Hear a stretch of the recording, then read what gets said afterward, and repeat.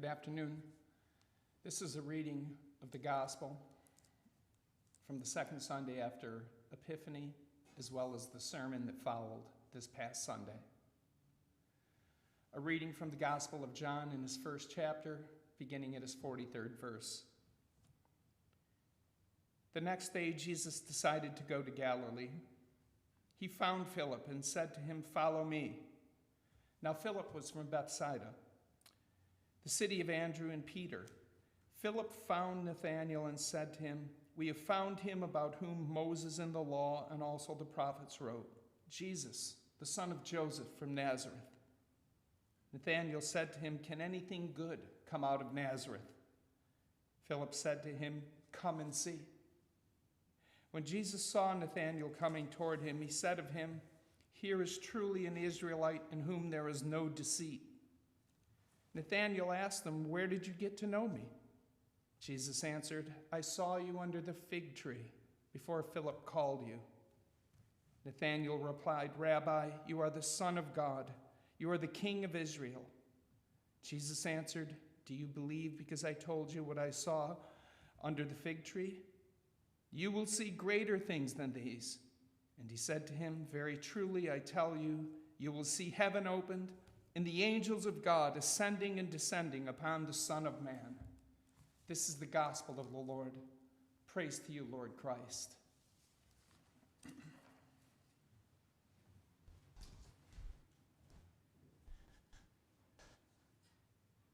Today's reading is a mysterious reading. Most of the story, it seems, is left out of the gospel. You have to read between the lines. There's this strange encounter between the strong man of faith, Nathanael, and Jesus, whom Jesus calls to be his disciple. But all the details are left out. A simple mention of the fig tree, where he saw him once, you wonder, as you read it. But there's much more to the story, and we hope to explore some of that this afternoon. Nathanael asks in this mysterious story, can anything good come out of Nazareth? You see, Nathanael has some opinions. He has assumptions about Nazareth. Now, I know that wouldn't be true of anyone in this audience, that you have assumptions. I've seen his type before. He'll never change. She's always so negative. I know what she's going to say. He won't understand. He never does. Do some of those sound familiar to you? People of faith, Christians, people like Nathanael make these and all kinds of assumptions every single day. Sometimes our assumptions are about other people, how they'll behave, what they might say, what we can expect, what they think or believe. But sometimes the assumptions are about our particular situations. Maybe it's about our marriage, or the state of the terrible division in our nation today, on this day of the inauguration. Maybe those assumptions are about a teenager in our home. When we look at them, we have a sinking feeling and think this is hopeless. They're never going to straighten out. We're sure that nothing good can come out of any of these situations. And then there's times where we look at ourselves. We have assumptions maybe about a secret that we've carried for many years and what people might think if they were to know that secret. We have assumptions about the illness we face every single day, or maybe an addiction we hide, the hurts we've caused others. And we think to ourselves, can anything change here? What good can come out of this? Now, we may not say these assumptions out loud, but they rattle around inside our head like ping pong balls inside a steel cage in the lottery shows. You know what happens when we assume. The old saying has some truth to it, but I'm thinking of something else. The assumptions we make destroy relationships. They destroy love within us, and they hurt our faith deeply.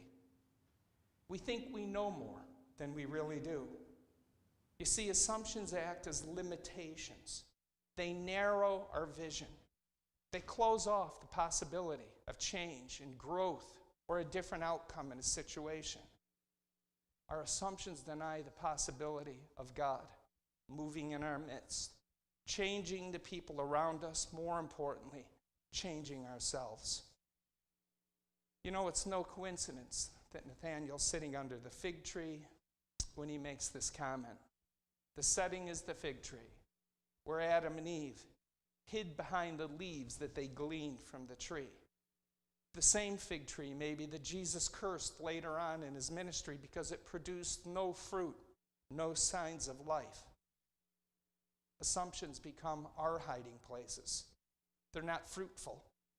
They keep us from seeing God at work in the invisible world all around us. Now, Nathanael doesn't doubt that God will fulfill all the Old Testament promises. He's a strong man of faith, that Jesus himself said there's no deceit in this man. He isn't surprised that Philip could have found the one whom Moses and the law and the prophets spoke of. His disbelief is that anything good could come out of this dreadful little town, Nazareth. It strikes me that Nathanael's kind of like a Mets fan, if you will, maybe a Jets fan. Can anything good come from these teams? Can a championship ever come from these teams? There's only pain. Year after year of failure. Is anything ever going to change? And to that I have to say hello to my friend John Humke, charter member of the church, and to John Alonzo, strong men of faith, diehard Mets fans, so much pain. Can anything ever change? You know, the truth is we all have our Nazareths, those people and those places and those things that we make bad assumptions about. Our assumptions are really about us, about our fears, about our guilt, maybe our prejudices. We take our past experiences, real or imagined, and we project them onto another person or situation. Assumptions that keep life superficial and shallow. If we assume, then we don't have to risk a deeper knowing by God, being more fully known by God, who bit by bit changes us throughout life into his image and likeness, changes us to have more forgiveness, less judgment, less anger. But it's difficult to face ourselves many times, and it's easy and lazy to hide behind our assumptions. At the deepest level, our assumptions are really about our lack of faith in God.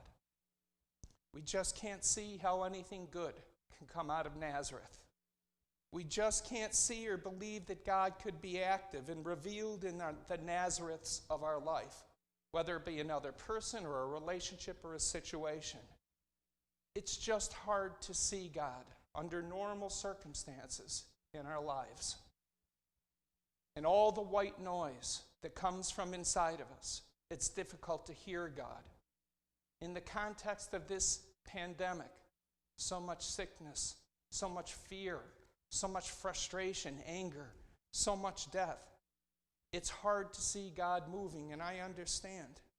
It's hard to have hope in places of despair, and belief in the good and the true and the beautiful when we're surrounded by so much ugliness. You know, it's sometimes easier just to assume. For us, Nazareth is a blind spot. For God, however, Nazareth is the place where God shocks and smashes our assumptions, where God moves in with his power and secretly changes the situation or the purpose or our circumstances right before our eyes. I'll never forget when I heard that the Berlin Wall had fallen. The Berlin Wall, separating people from the same country, families, separating East from West. Never would there be a chance that that wall would fall until it did. I was stunned. I was shocked. I was surprised. We were all rejoicing here in the United States. God moved in a powerful way to unite a people, to bring East and West together. And you know as well as I that, boy, do we need that right now within this nation. My friends, I have some breaking news for you today. God does not allow himself to be limited by our assumptions. For every Nazareth is an invitation for him to come and see, for us to open our eyes to the spiritual, to be attuned to God among us in nature, in other people, in the circumstances of our lives.